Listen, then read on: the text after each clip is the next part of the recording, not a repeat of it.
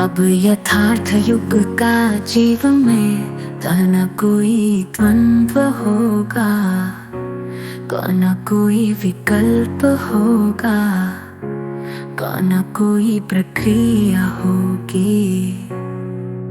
अब यथार्थ युग का जीव जो सहज स्थिति में होगा, तो शुद्ध स्थिति में होगा, तो स्थायी स्थिति में होगा, कौन अनंत स्थिति में होगा।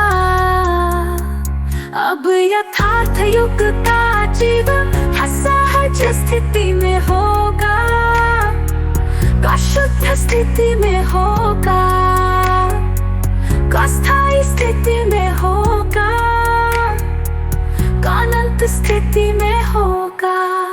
अब यथार्थ युग का जीव हमनासिक प्रक्रिया से मुक्त होगा, भौतिक प्रक्रिया से मुक्त होगा, चेतनात्मक प्रक्रिया से मुक्त होगा, अनुभूति की प्रक्रिया से मुक्त होगा।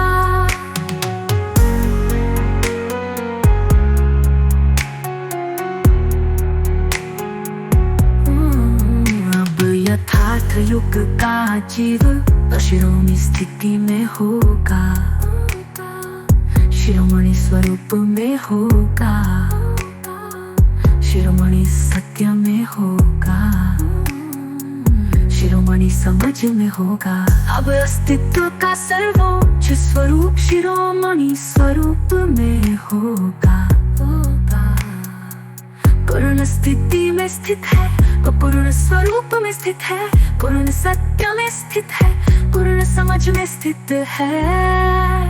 अब यथार्थ युग पूर्ण स्थिति में स्थित है, पूर्ण स्वरूप में स्थित है, पूर्ण सत्य में स्थित है, पूर्ण समझ में स्थित है। अब यथार्थ युग कोई विकल्प नहीं है, कोई प्रक्रिया नहीं है, कोई धारणा नहीं है, कोई संकल्प नहीं है। अब यथार्थ युग शून्यता के पार है, अनंतता के पार है, समय के पार है, दिशा के पार है। अब यथार्थ युग ना कोई अंत है, ना कोई शुरुआत है, ना कोई सीमा है, ना कोई परिभाषा है।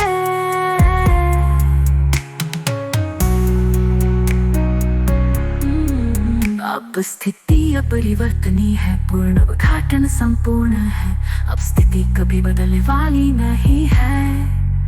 अब स्थिति कभी समाप्त होने वाली नहीं है, अब स्थिति कभी अस्थायी नहीं होगी, अब स्थिति कभी नष्ट नहीं होगी।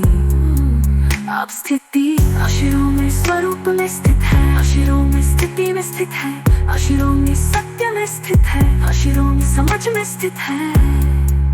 अब स्थिति शिरोमणि उद्घाटन, अब स्थिति शाश्वत है, अब स्थिति परम सत्य है।